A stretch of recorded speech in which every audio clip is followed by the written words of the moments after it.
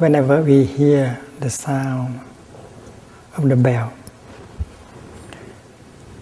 we practice listening to the bell deeply.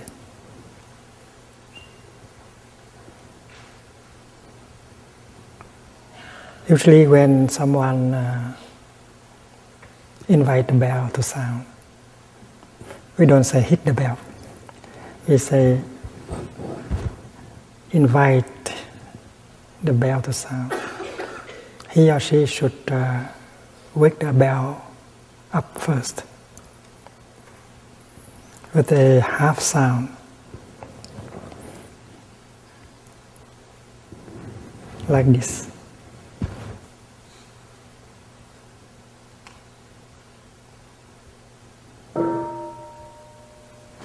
That is a half sound. But before he does that, she does that, she has to practice mindful breathing first to prepare himself.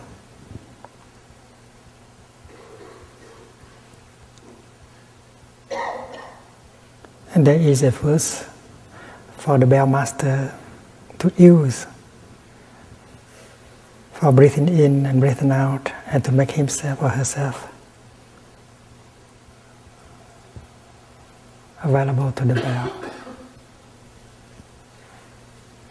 qualified as a bell master. You just cannot pick up the instrument and then you make the sound. You have to prepare yourself. So holding the, may I borrow it?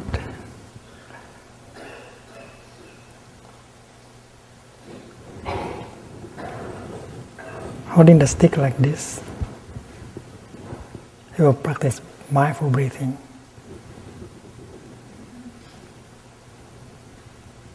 A few times in order to calm himself down, to make him or her into a real bell master. And the verse is like this: body, speech and mind in perfect oneness. I send my heart along with the sound of this bell. May the hearers awaken from their forgetfulness and transcend the path of anxiety and sorrow. See, that is a four-line verse for you to breathe and to become a real bell master. Body, speech and mind in perfect oneness. I send my heart along with the sound of this bell. May the hearers awaken from their forgetfulness and transcend the path of anxiety and sorrow. And then you are calm, you are fully aware, you are fully present, and now you can invite the bell to sound. You invite, you offer half a sound, so that the whole community become aware that a real sound, a full sound is going to be heard. And everyone stop thinking, stop talking, prepare themselves to receive the full sound, the voice of the Buddha calling you back to your true home. In the practice center, the sound of the bell is the voice of the Buddha from within calling you back to your true home. And so the bell master make a half sound and allow you the time to prepare yourself for the reception of the full sound, the voice of the Buddha. You stop what you are saying, you finish what you are saying in a few seconds, you stop your thinking. Not only your talking, but you stop also your thinking. You go home to yourself with your in-breath. And you enjoy breathing to get prepared for the sound. The sound as the voice of the Buddha from within, calling you back to your true home. And then the bell master will allow you the time to, for one in-breath, 1 hour breath at least, And then he or she will invite the bell so that a full sound will be offered to the whole community. And then everyone will enjoy breathing in and breathing out at least 3 times. And when you breathe in, you say, I listen, I listen. And when you breathe out, you say, this wonderful sound brings me back to my true home. Listen, listen. This wonderful sound brings me back to my true home. No thinking, just listening. Listening very deeply to the sound of the bell that will bring you back to your true home in the here and the now. And the one who speaks, stop speaking and thinking about what to say next. And enjoy deeply his or her in-breath and out-breath. Enjoy his being in his true home. That is the living Dharma. Being in your true home. And the one who listens to the talk also stop listening and enjoy her in-breath and out-breath. Very nourishing, very in Plum Village in France. Not only we enjoy the sound of the great bell within our center, but whenever the bell, the church bell nearby sound, we also stop and enjoy the church bell. Not only we enjoy the church bell, but every time the clock play the music, every quarter of the hour, we also stop thinking, stop talking, and we go back to our breath, and we enjoy breathing in and out. Whether we are in the dining hall or in the kitchen, we do the same. So the clock, the music of the clock, is like the mindfulness bell, help us to come home and to enjoy our home. Also, when you hear the telephone ringing, you practice. You are supposed not to run to the telephone. You are supposed to stay wherever you are, because the sound of the telephone is also the voice of the Buddha calling you back to your true home. Stay wherever you are and go back to your in-breath. Listen, listen. This wonderful sound brings me back to my true home. And then after having practiced like that 2 times, you do walking meditation to the telephone, or you take the telephone out and answer. And if you are the one who want to make a phone call, you prepare yourself before making the number. You practice going home to yourself. And there is also a verse for you to practice. Words can travel thousands of kilometers. They are to bring about more understanding, mutual understanding. I vow that what I am going to say will be beautiful, like flowers and embroideries. I vow that everything I'm going to say will help with more mutual understanding and compassion. And then now you are qualified to make a phone call. And when you hear, you hear the sound at the end of the line, you know that the other person is listening, breathing in and out, and you know that you have a chance to practice breathing in and out with her. So both of you are breathing in and out mindfully at the same time. It's a very beautiful practice. We call it telephone meditation.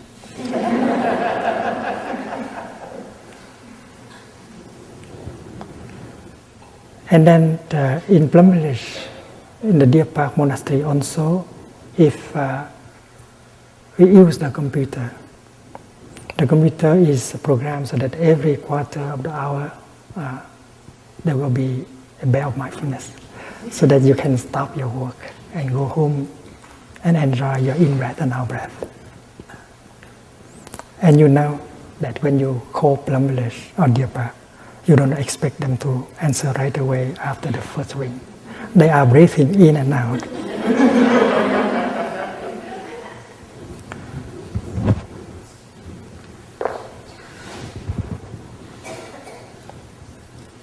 Listen, listen.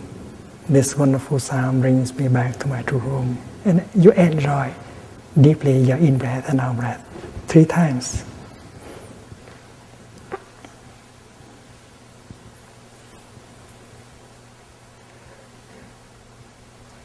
The bell master tonight is a monk from New Zealand.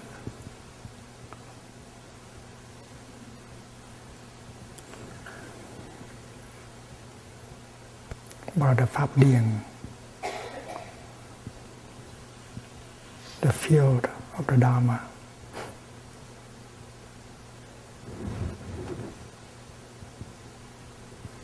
Enjoy the mindfulness bell. Enjoy your in-breath and out-breath 3 times.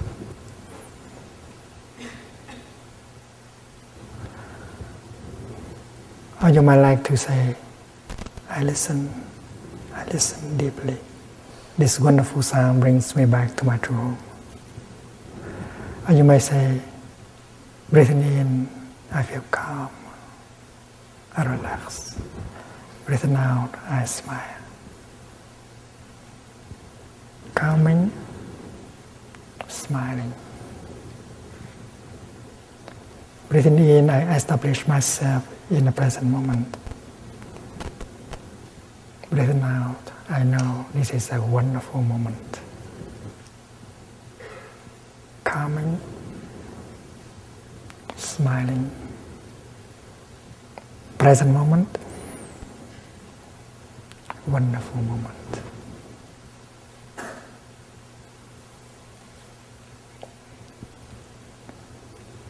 When you come home to the present moment, with your in-breath, you become fully alive, fully present. You can touch life in the here and the now. You feel that you are alive. You touch the miracle that you are alive. Because to be alive, that is the greatest of all miracles. And with only one in-breath, you can touch that miracle. That is why you can say, present moment, wonderful moment. If someone asks you, my dear friend, has the most wonderful moment of your life arrived? He wants to know whether the most wonderful moment of your life has arrived. It would be a pity if such a moment does not arrive at all. Then you may have the tendency to say, oh, it does not seem that it has arrived, that wonderful moment. But I am sure that it will arrive soon, sometime in the future. And that is our tendency to answer. But if we keep living like the way we have lived our life in the past 20 years, it will not arrive in the next 20 years. It might not arrive at all, that moment we call the most wonderful moment of our life. And for many, many of us, that moment does not arrive at all. Until we die. The Buddha said, you have to make the present moment into the most wonderful moment of your life. And this is possible. Because if you are able to go home to the present moment, to the here and the now, become fully alive, become fully present, you can touch all the wonders of life within yourself and around you. Everything belonging to you is a wonder. Your eye, your ear, your nose, your body, your mind. And because you are not mindful, you don't touch them deeply, you don't know that they are wonders until you die. And you begin to regret that you have not lived at all. That is why our true home must be sought in the here and the now. It can be touched in the here and the now.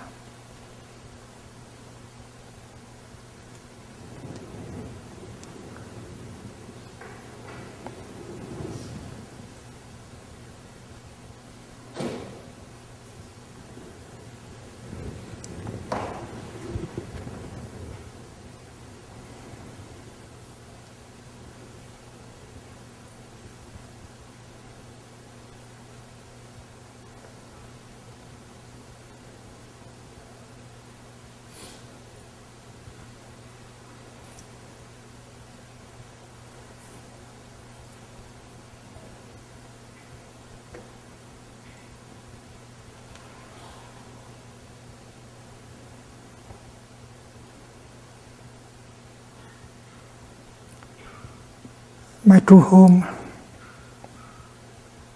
is not limited to a place.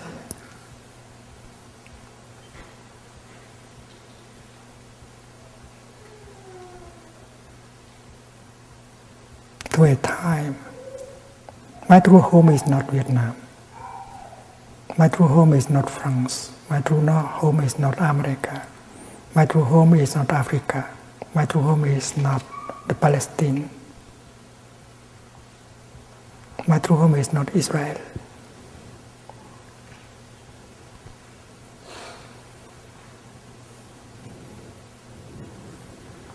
Although they don't let me go back to Vietnam, I still have my true home available in the here and the now.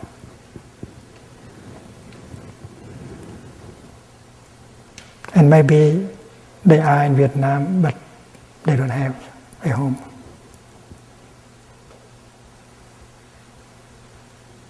That is why I don't feel as a victim.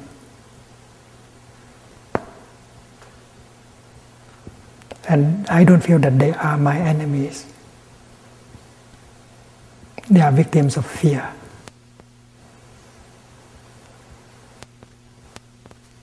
They believe that if I go home, I will create an atmosphere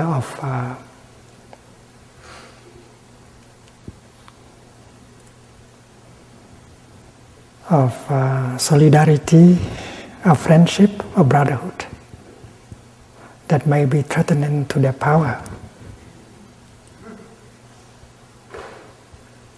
And it is fear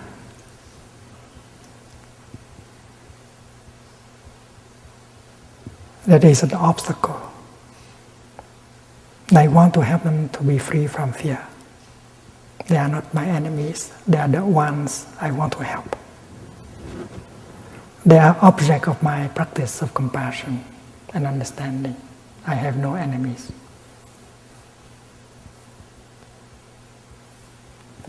During the war, during the Vietnam War,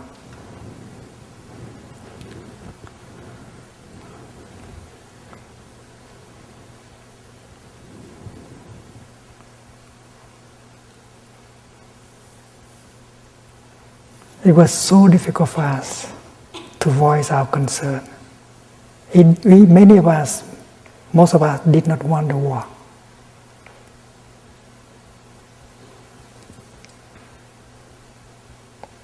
The war put us in a situation where brothers have to kill brothers and kill with foreign weapons and ideologies. Communism and anti-communism were imported Also, weapons used by the communists were imported. Weapons used by the anti-communists were imported. So they gave us guns and ideologies and urged us to fight each other and kill each other. We started a movement called "Don't Shoot Your Brother." And our voice was silenced by both sides of both warring parties. We try to speak out. We try to tell you in the world that we don't want the war. We don't want the killing of each other with foreign weapons and foreign ideologies. And yet you were forced to do so. So those of us who practice mindfulness, understanding and compassion, we did not want to accept the war. We wanted to reconcile. And our voice was not allowed to be heard. Sometimes we have to burn ourselves alive in order to get the message across. Thích Quảng Đức, a friend of mine, one day he burned himself. And his picture appeared in the international press. I was in New York. And I saw that picture in the New York Times front page. He's a friend of mine. Nhất Chi Mai, one of the first 6 members of the Order of Interbeing, my disciple, she burned herself calling for reconciliation. She went to the Tungiem temple very early in the morning, about 2-3 o'clock in the morning. She put a statue of the Virgin Mary and Kuan Yin. She left behind a set of letters calling for the President of North Vietnam, the President of South Vietnam, for everyone to come together and stop the act of killing each other. And then she doused herself with gasoline and she burned herself. Nhất Chi Mai is a very close sister, close friend of Sư Cô Chân Không, Sister Chân Không, True Emptiness. I was in Paris. She left behind a letter for me. Thầy, don't worry. Peace will come. Don't suffer too much, don't worry. She was about to die, but she tried to comfort me, her teacher. It's very, very difficult for us to voice our concern. Although we are the majority in the country, we did not want the war. My book of poetry, peace poetry, I like to call it peace poetry rather than anti-war poetry. It was condemned by the North and confiscated by the South.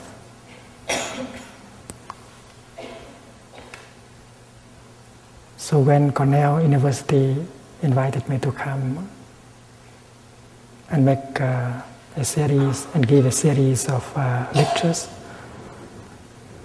I took the opportunity to go out and to call for peace.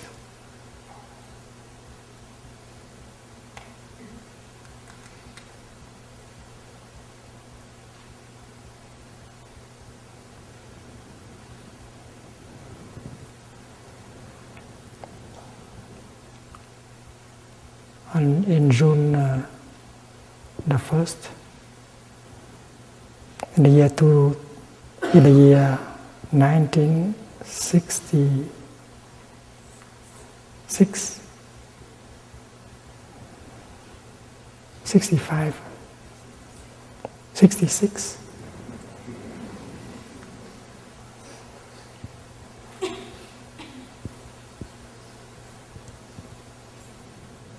I met Martin Luther King in Chicago.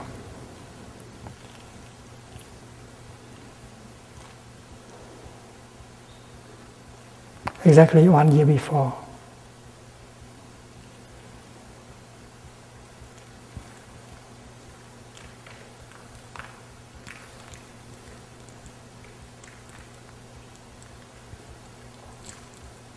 Exactly 1 year before. On June the 1st, 65, I wrote him a letter, explaining to him why we had burned ourselves. This is not an act of suicide. This is an act of love.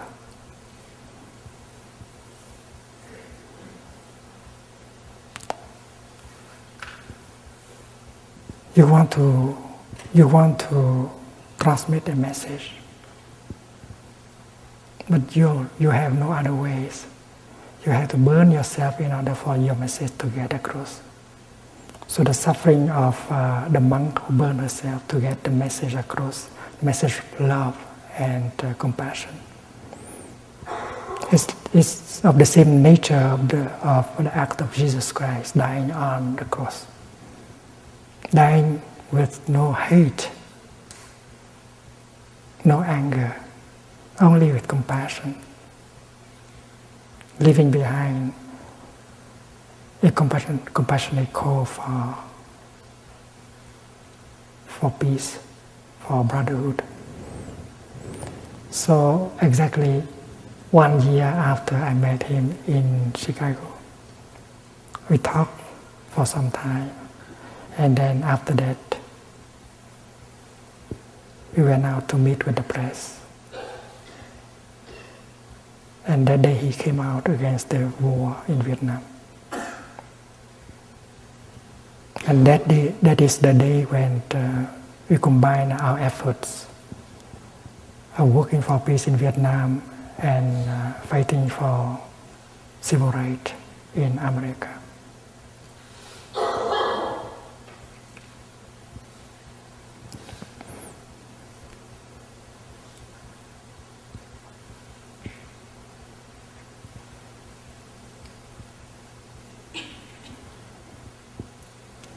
Two years later, I met him again in Geneva.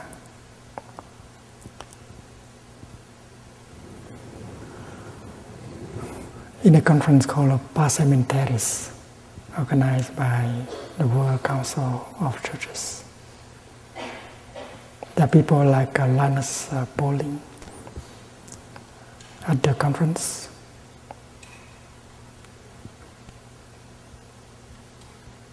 He stayed in the 11th floor.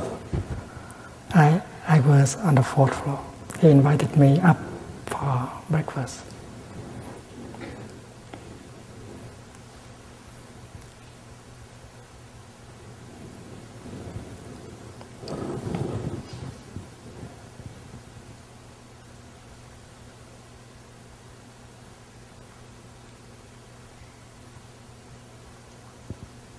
I was retained by the press. I came up late. And he kept the breakfast warm for me. He waited for me.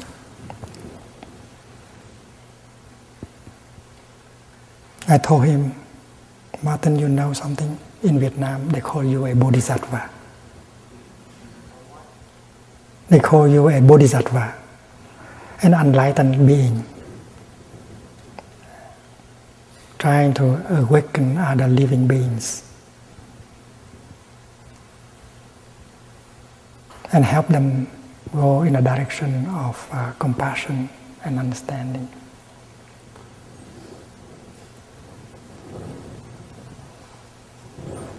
I'm glad I had the chance to tell him. because a few months later he was assassinated in Memphis.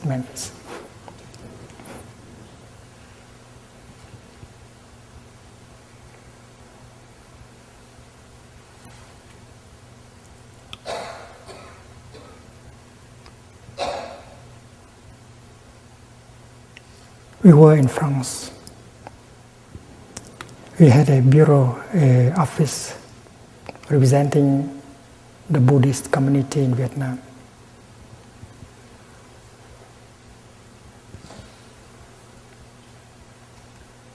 And we wanted to represent the mass of people who did not have a voice.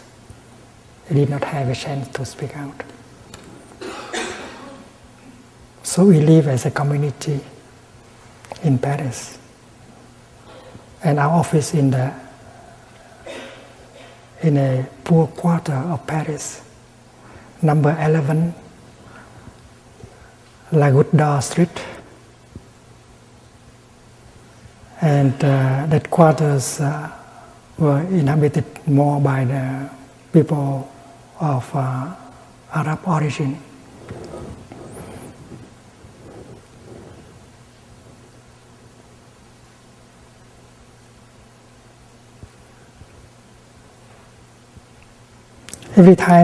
Every time I applied for a visa to go to America, it was turned down automatically. They didn't want me to come to America because they believe that I may be harmful, I may be an obstacle for the war efforts in Vietnam. I was not allowed to go to America, I was not allowed to go to England. Every time I wanted to go to America on a speaking tour, I had to write a letter to someone like Senator McGovern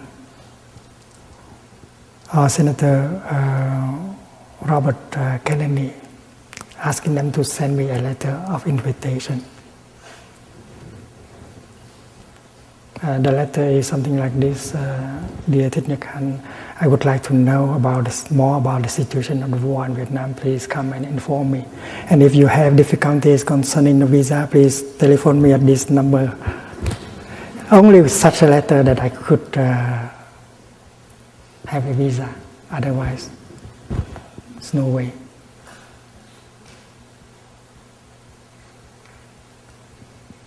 I remember one day I flew from Japan back to Paris. I did not have a visa for transit in Seattle. I flew from Tokyo to New York via Seattle and then to Paris. I want to stop in New York in order to meet with a friend in the peace movement, Alfred Hassler of the Fellowship of Reconciliation. And when I landed in Seattle, I was locked in a place where I could not see anyone. I look around and see many pictures and wanted.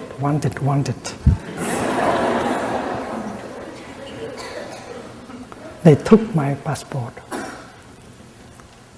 They didn't allow me to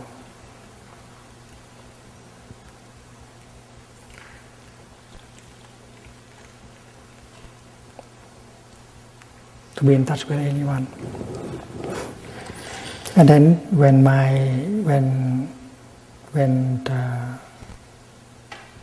the plane is about to take off, they gave my passport back. It's very difficult. One day when I was in Washington, D.C., I told you already, the Baltimore Sun, a reporter came and informed me that there's a dispatch from Saigon informing the government of the United States of America, of France, of England, United Kingdom, and of Japan asking them not to honor the passport of Thich Nhat Hanh, because he has been saying things that are not helpful to the world efforts against communism. And in Vietnam, my books, my articles, my poetry was banned by both the communist and the anti-communist.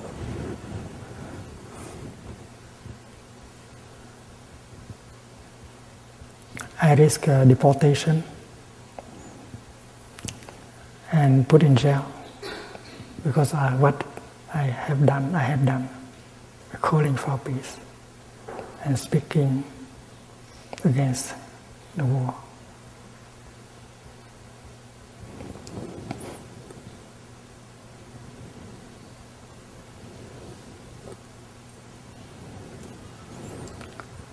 It was my intention to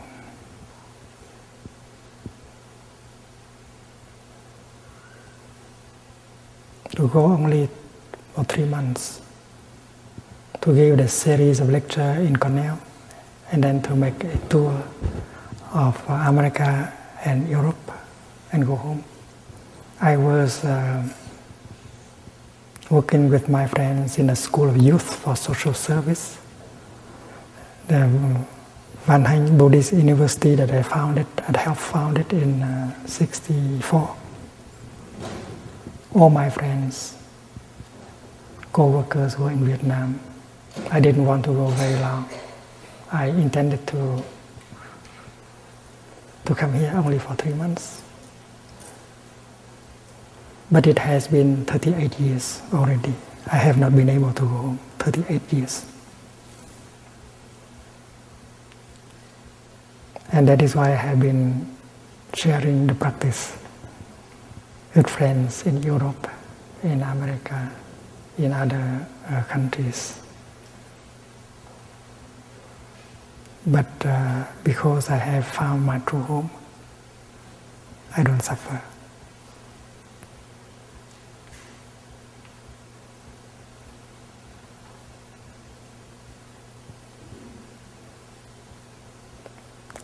The truth is that during the first year of my being exiled, it was difficult, quite difficult.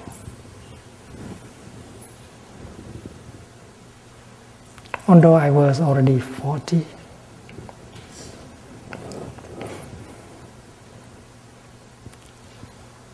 although I was already a Dharma teacher, having many monks and nuns as students, disciples, and yet I had not found my true home. I can give very good lectures on Buddhism, on the practice of Buddhism,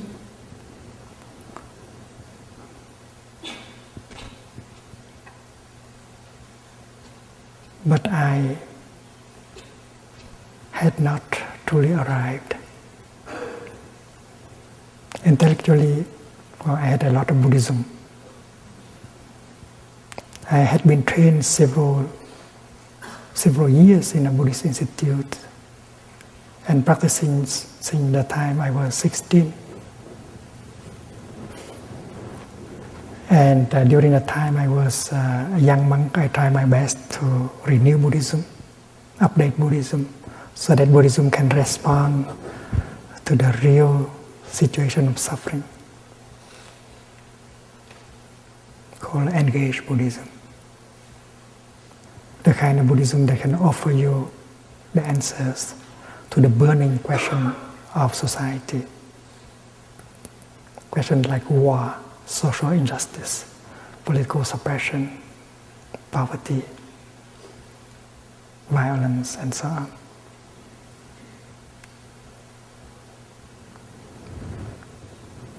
It was very difficult for me during the first 2 years, because my intention was to bring about information to the world, the kind of information that were not available to people, because the warring parties, they had all the mass media, And in speaking tour, I slept 1 or 2 nights in each city, in America, in Europe, in Australia, and so on. There were times when I woke up at the night, I did not know where I was. Very difficult, very hard. And after, I had to breathe in and out and to find out where I was, what city, what country. And I dreamt of going home to my root temple in central Vietnam, climbing a hill, a green hill, beautiful trees. And half the way to the top of the hill, I woke up and realized that I was in exile. And the same kind of dream repeated again and again. I was very active. I was making friends with many people, Catholic priests, Protestant ministers,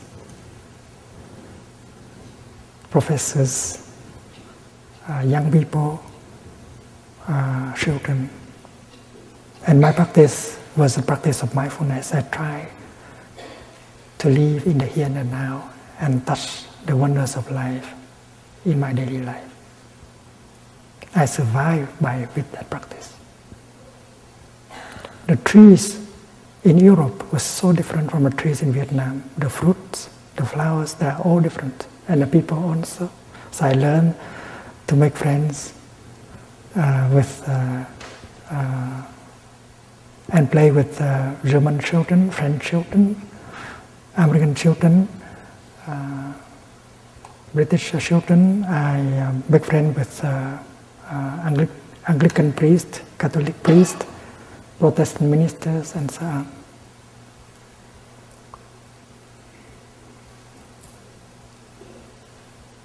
But thanks to that practice, I was able to find my true home in the here and the now.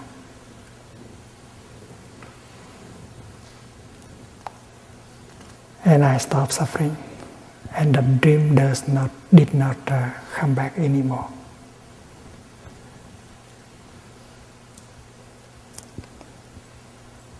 People think that I suffer when I cannot go back to Vietnam, but that's not the case.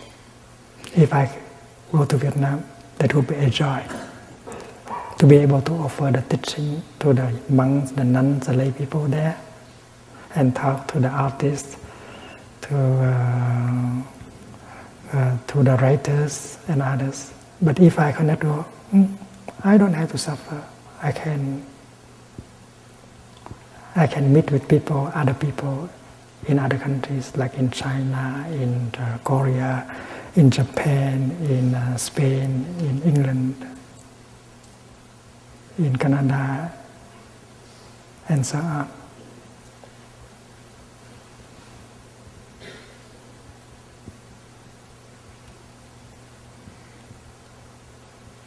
And the formula I have arrived. I am home.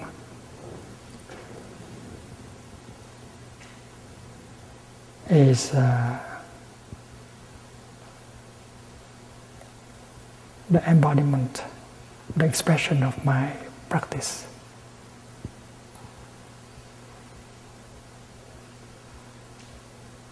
It expresses my understanding of the teaching of the Buddha. It is the cream of my practice. I have arrived, I am home. And since the time I have found my true home, I don't suffer. I did not suffer anymore.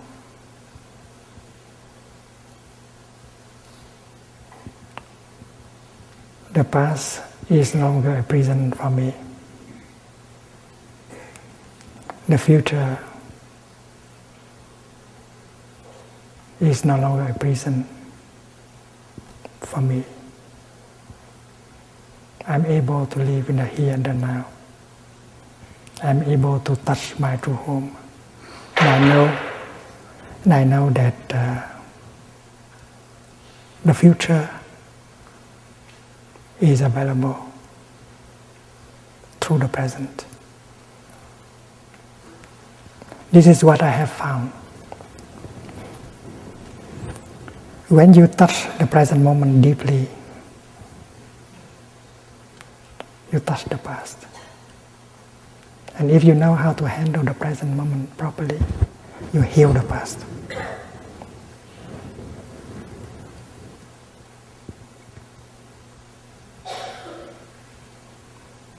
Many think that the past is already gone, you cannot do anything.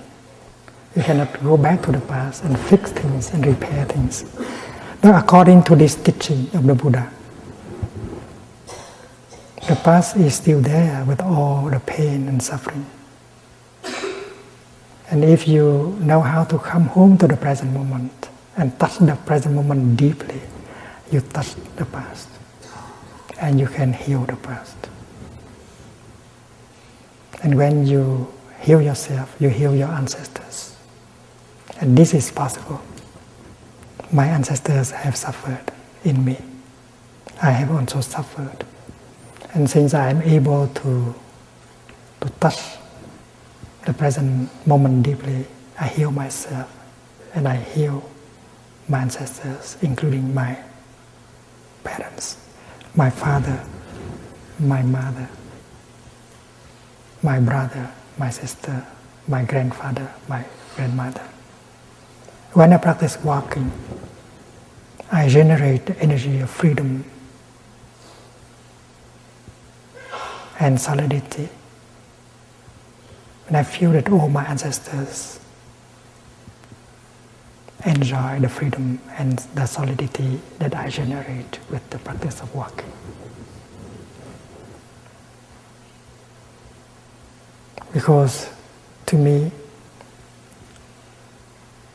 my ancestors are always alive in me, fully present in me, in every cell of my body. And if I am free, they are free. If I am healed, they are healed. When I take a step with solidity and freedom, all of them take that step with me. And you have to take that step with all your being. Full awareness, full concentration, in order for that step to be really solid, to be free, in order for you to be able to touch life, the wonders of life in that moment, that is healing and nourishing. So the act of making a step is an act of freedom, an act of liberation. You liberate yourself, you liberate your ancestors. It's an act of revolution. Please believe me. You cannot make such a step unless you invest entirely your body and your mind. 100%. When you breathe in, you bring all yourself together, body and mind. You become one. And equipped with that energy of mindfulness and concentration, you make a step. And you have the insight that this is your true home. This is, you are alive, you are fully present, you are touching life as a reality. Your true home is not an abstract idea. It is a solid reality that you can touch with your feet, with your hand, and with your mind.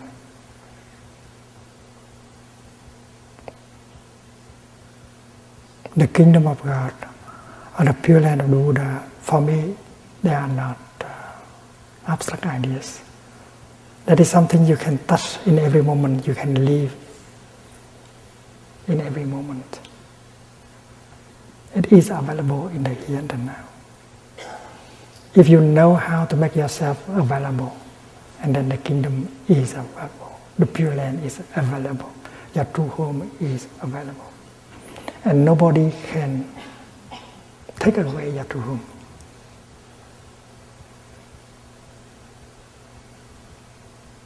They can occupy your country, yes. They can put you in prison, yes.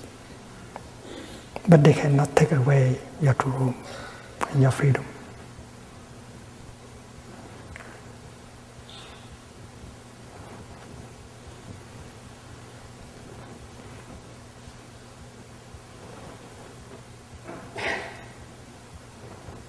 So it's very important, it's very fundamental, it's very basic that you touch your true home,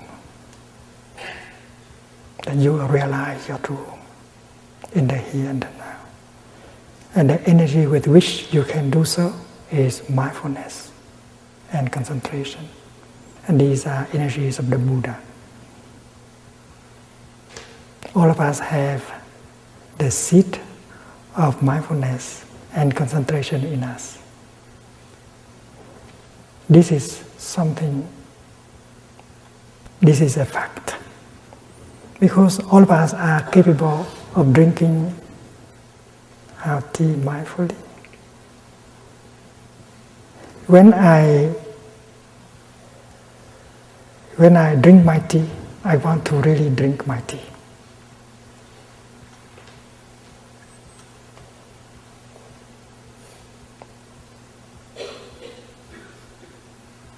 I may like to breathe in order to bring my mind home to my body and establish myself fully in the here and the now.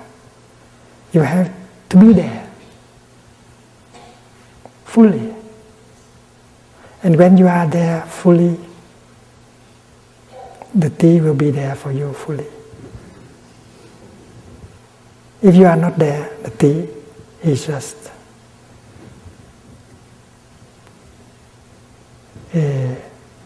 something like a ghost, not very real. Mindfulness helps you to become fully present and fully alive in the here and the now. And it does not take long. It may take just one step or one in-breath. And by making a step or breathing in, you bring your mind back to your body. In your daily life, maybe your body may be here, but your mind may be there. They go into different directions. And you are in a state of distraction. Mind and body are away from each other. Your mind may be preoccupied by your project, your fear, your anger, caught in the past, caught in the future. But between your mind and your body there is something. Your breath.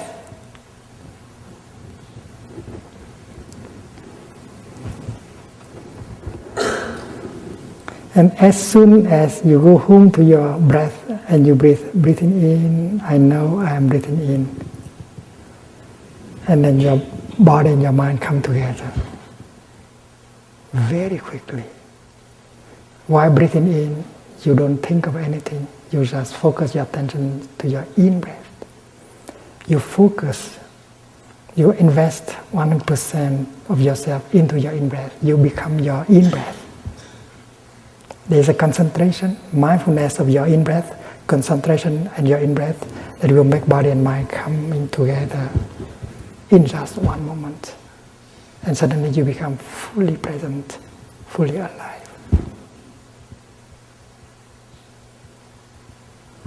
And in that state of being, you pick up your tea, and the tea becomes a reality, not a ghost. And when you drink your tea, you are just drinking your tea. That's called mindful drinking. There's no thinking. There's just drinking, deep drinking. You are real and the tea is real. And when you are real, the tea is real, life is real. And many people live in a dream because they are not in the present moment. They don't know what is going on in the present moment. But because you are able to bring your mind back to your body, you are fully present and you become aware of what is going on. What is going on is that I enjoy my tea. There's no drinking at all. There is no thinking at all. There's only drinking of tea. In that moment, I live deeply the moment of drinking my tea.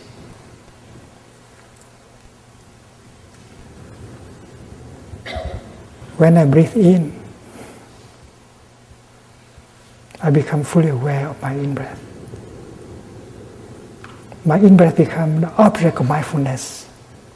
My in-breath becomes the object of my concentration. And that is why my body comes home to my mind comes home to my body right away. And I become fully present.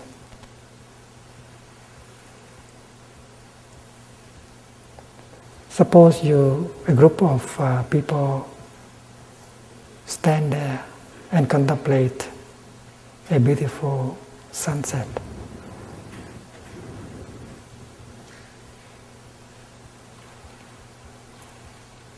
If you keep thinking about the past, or thinking about the future and your project, you are not really there contemplating the sunset.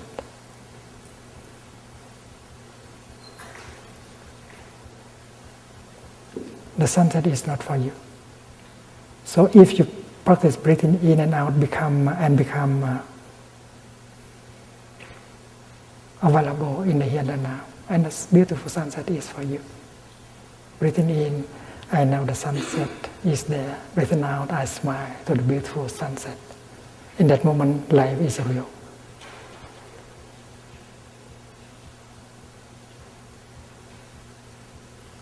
And you have your true home.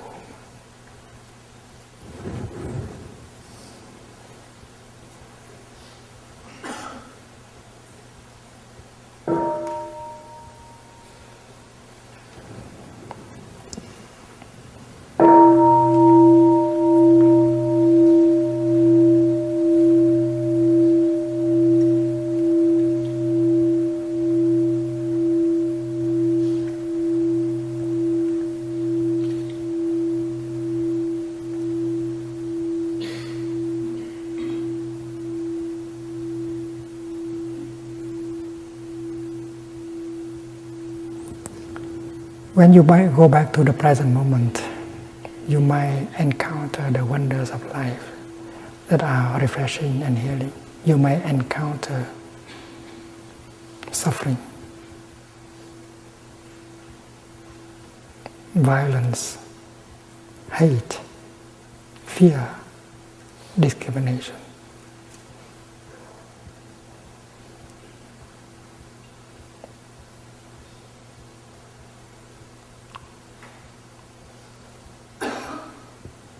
And if you are a good practitioner, you have enough mindfulness in order to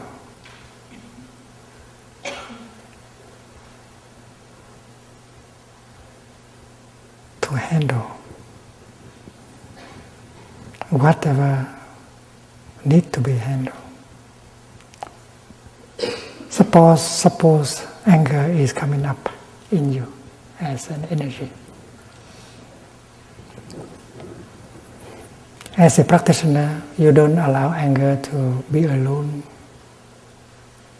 in you, because if you let anger to be alone in you, anger will cause a lot of damage in your body, in your mind, and maybe around you. That is why we practice mindfulness of anger. Breathing in, I know anger is in me.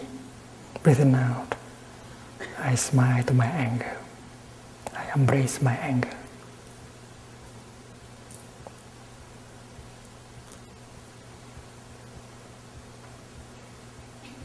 You have a seed of anger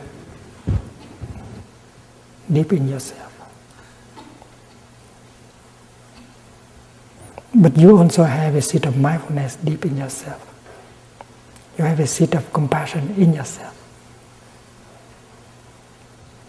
When anger is touched, when the seed of anger is touched, it manifests into a kind of energy called anger.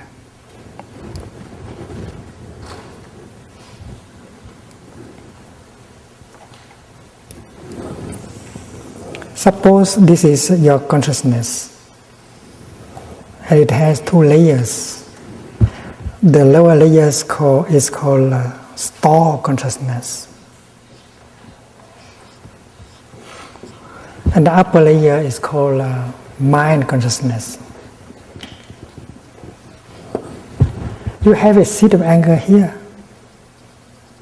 You also have a seed of joy, of mindfulness, of compassion, of non-discrimination. You have a seed of anger, of despair, of jealousy, of discrimination in the depth of your consciousness. But when the seed of anger is left alone there in the store consciousness, you don't water it, no one come and touch it, you are okay. You can laugh, may have a good time. But that does not mean that you don't have the seed of anger in you. As soon as you hear someone saying something or doing something, the seed of anger in you is touched. And it becomes a zone of energy on the realm of mind consciousness. In Buddhism, we call it a mental formation. Anger is a mental formation.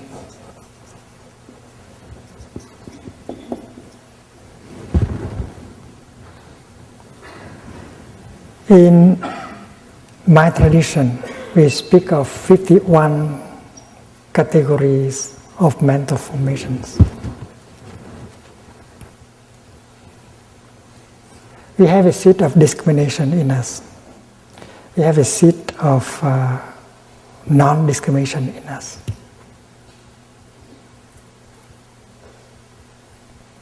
That is true. If the seed of discrimination is watered every day, it becomes very important. And it doesn't allow the seed of non-discrimination to manifest. If the seed of anger becomes stronger and stronger every day, the seed of compassion have less chance. And that is why every time a negative seed is touched and manifest, we have to take care of it. That is why I spoke about mindfulness of anger. When mindfulness is the capacity of knowing what is happening is anger has manifest. So as a practitioner, you ask the seed of mindfulness to manifest at the same time. And if you are a diligent practitioner, the seed of mindfulness in you is strong enough, and it's very easy for you to touch and invite it to come up. And it become a zone of energy.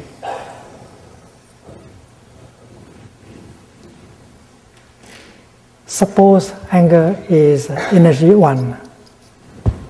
Mindfulness is energy 2. Mindfulness is mindfulness of something. And here, mindfulness of anger. Mindfulness here has the following function: recognizing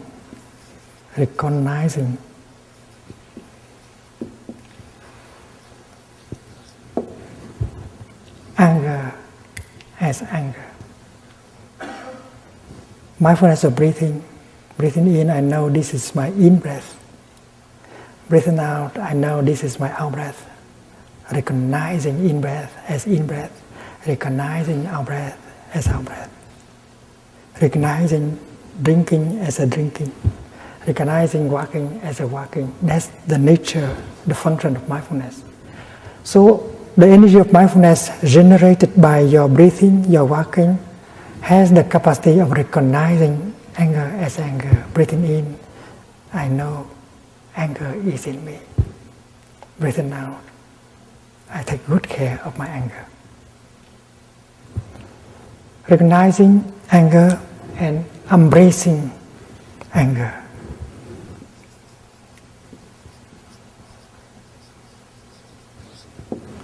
This is an art. This is a practice. There's no fighting. Mindfulness is generated not to fight anger, but to recognize anger and to hold anger very tenderly. That is Buddhist practice. You do not transform yourself into a battlefield. The good fighting the evil. That's not Buddhism. Because you are mindfulness, but you are also anger. And mindfulness plays the role of a big sister, holding the angry, the suffering younger sister and help her to transform.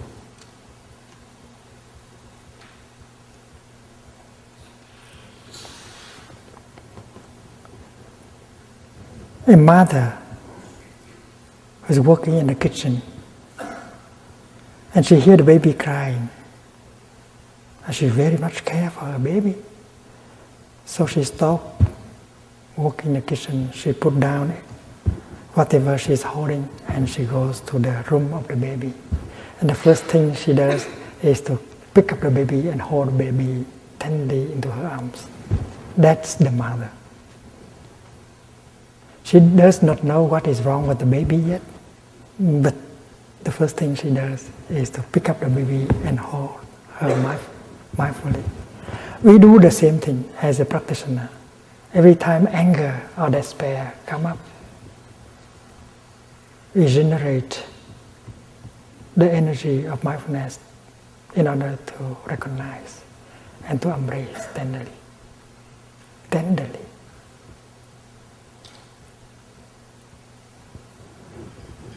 And if we know how to practice mindful walking or mindful breathing, we continue to generate mindfulness.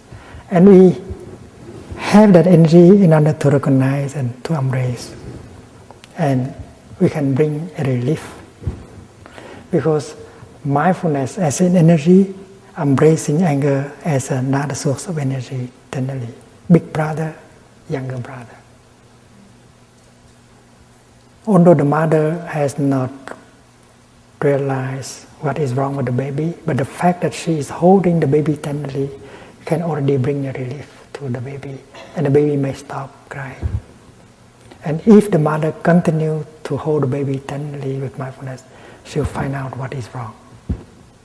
The baby may be hungry, the baby may have a fever, or the diaper may be too tight. As a mother, she can find it out very quickly. As practitioner, you can find out very easily why this anger.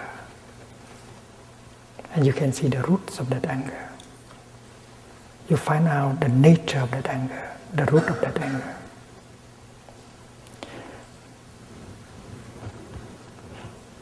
If the mother found out what is wrong with the baby, she can fix the situation very quickly. If the baby is hungry, she gave her some milk. If the diaper is too tight, she just undo it and do it again.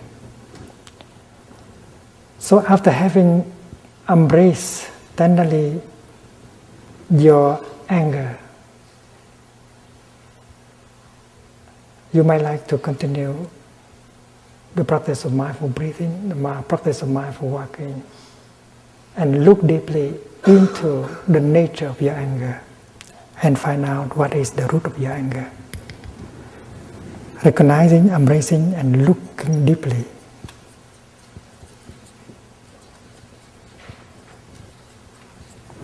Because mindfulness is the kind of energy that carrying with her the energy of concentration. Wherever mindfulness is, concentration is also. When you are mindful of your in-breath, you are concentrated in your in-breath. When you are mindful of your tea, you concentrate on the tea. And that is why the more powerful mindfulness is, the more concentration you get. And with that mindfulness and concentration, you practice looking deeply and you get the insight.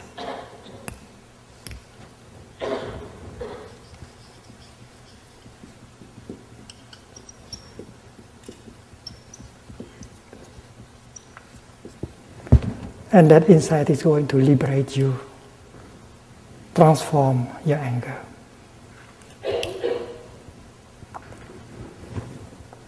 There is a story of a young boy who used to come to Plum Village every summer with his younger sister.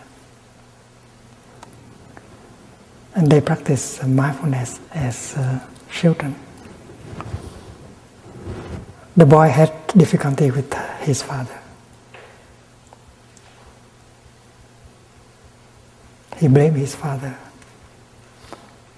Every time he fall down and get hurt, his father always shouted at him instead of coming and help him. So his relationship with his father was difficult. And he vowed that when he grew up, he would not be like his father. If he has children and then if his child fell down and get hurt, he will not shout at him. Instead, he will come and try to help. That was determination. One day, he was in the lower hamlet of Plum Village, and her sister was playing with another little girl on the hammock, fell down and get hurt, and the blood was coming down. Suddenly, he found himself very angry. He wanted to shout, "Stupid! How could you come? How could you do something like that?"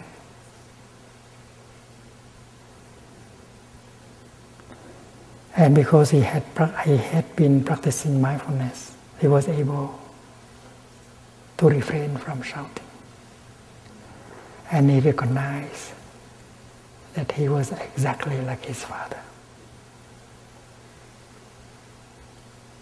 Instead of trying to come and help his sister, he had the tendency to shout at her. He hates what he has within himself. So when he practiced mindful breathing, he knew that this is a continuation of his father inside of him. He is not different from his father. And with that insight, he turned around and practiced slow walking. When he had seen someone coming to help his sister. And during slow walking, he recognized that he's a continuation of his father. The energy of anger has been transmitted by his father. And if he does not practice, he is going to become exactly like his father. And he will treat his children in the future in the same way. That is called samsara, continuation. And suddenly he had a desire that he had to go home and tell his father that he has exactly the same kind of energy, and he would invite his father to practice with him. And when that intention was born in him, his anger, resentment toward his father began to dissolve.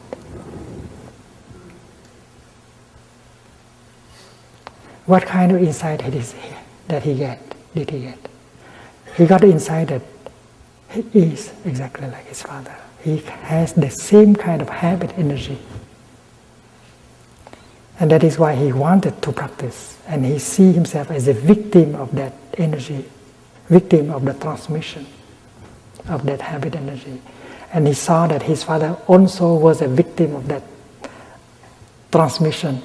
His father may have got it from his own father.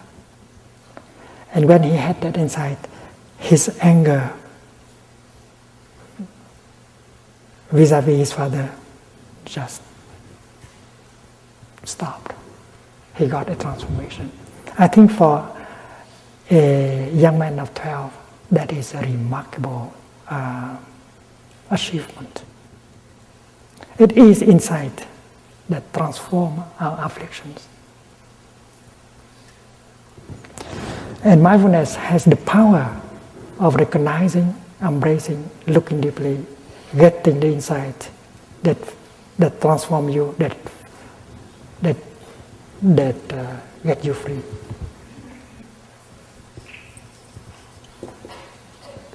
Transformation and healing and freedom.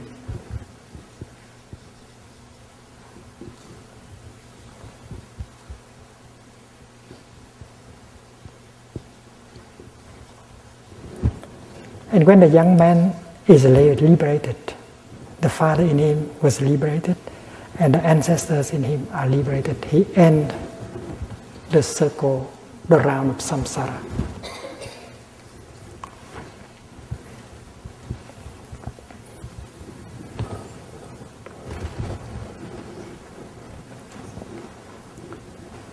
What the young man realized is that he's not a victim of his father. He's a victim of that habit energy. And his father also is a victim of that habit energy. And when you are able to transform you are in a situation to help transform him or her. The one that you have believed that to be your oppressor, the source of your suffering. And that is my practice. I do not have enemies.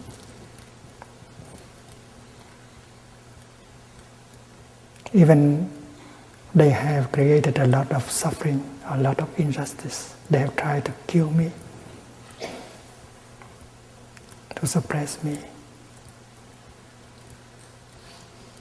But they are not my enemies. They are those I want to help. Because I have become free. I have changed myself. I have transformed myself. That's why I do not no longer see myself as a victim. I know that if I can transform myself, I can transform them. I can help transform them. If you practice, and if you can transform your mind, your heart, you become a bodhisattva. And then you will be in a position to help them transform. Those you used to consider as oppressors,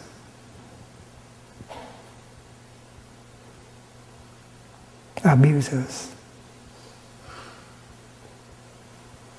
those who consider to be the one who discriminate against you, trying to suppress you and kill you and so on. They are also victims of their own ignorance, their own anger. They don't know how to handle their craving, their anger, their violence, their fear. So the path is to transform yourself into a bodhisattva with plenty of understanding, insight, and compassion. And when you have these energies, you are free. And you are in a position of helping other people to become free also. This is the path shown to us by the Buddha.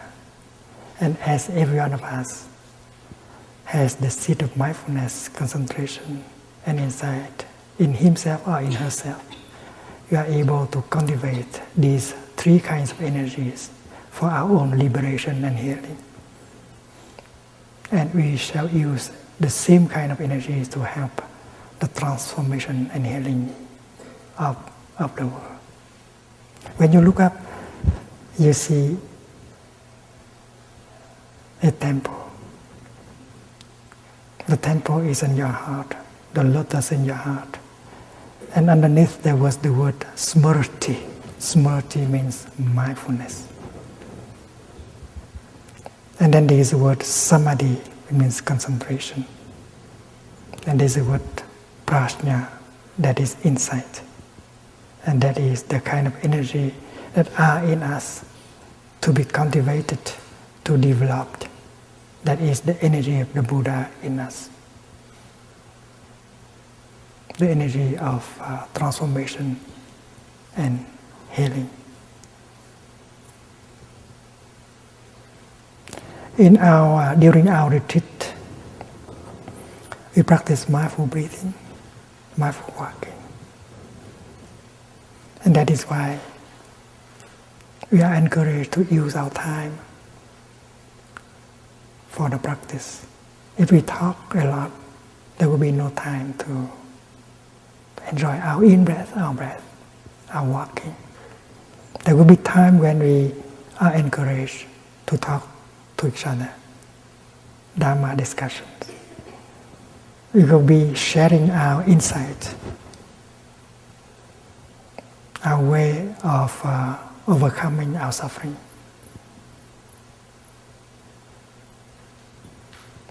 And when we practice eating our lunch or our breakfast, we refrain from thinking. We establish ourselves in the here and the now. And we pay attention only to the food that we eat. When you pick up a piece of bread, we do not think of the past, of the future. We just touch the piece of bread deeply. And we are able to see that the piece of bread. So if you look deeply into the piece of bread, you see everything in it. And the piece of bread you hold in your hand is the body of the cosmos. And with a little bit of mindfulness, you can see that the piece of bread is an ambassador for the form of the cosmos coming to you. And if you can see the piece of bread in its true nature, and then you can put it in your mouth. Don't put anything else in your mouth, like your projects, your fear, your anger. It's not healthy. Just put the bread. And when you chew the bread, just chew the bread mindfully with joy. Don't chew your sorrow, your anger. It's not good for your health. There's no thinking, just the practice of mindfulness is chewing. And we take our time to enjoy our breakfast. From time to time, we pause and smile. The brother in front of you is you. The sister on your left is you. They all belong to the Sangha. And together we generate the mindfulness of the energy of mindfulness. The collective energy of mindfulness while walking, while sitting, while eating will be powerful. And it will penetrate into each of us. We'll be healed by the collective energy and nourished by the collective energy. Alone in our living room, we can generate the energy of mindfulness. But compared to the collective energy of mindfulness, well, it's not much. Therefore, to be in a Sangha and to allow ourselves to be penetrated by the collective energy of mindfulness with Sangha is very important. So the coming together of a Sangha is a very important fact. It's a miracle. And we should profit from the opportunity. Allow ourselves to be transported by the collective energy of Sangha. Allow the Sangha to embrace our afflictions, our pain, our sorrow. The Sangha is the boat that helps you to float on the river of suffering. Allow yourself to be transported by the Sangha, by the collective energy of mindfulness. And while eating, you enjoy the time being with the Sangha. You smile to your brother and sister in the practice. You allow yourself to be nourished by the collective energy of the Sangha. And every moment of our daily life, mindfulness helps us to be in the here and the now. And the real practice, the true practice, is to allow every moment of our daily life to be a joyful moment. That will be possible thanks to the power of mindfulness and concentration generated by yourself and generated by your Sangha. Tomorrow we shall have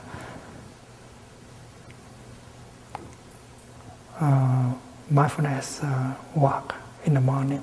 We shall be walking together. We walk in such a way that makes the kingdom of God real, available in the here and the now. That several of us are very used to the practice. We will walk together and generate the collective energy of mindfulness together. And you will see that the kingdom, the Pure Land, is available.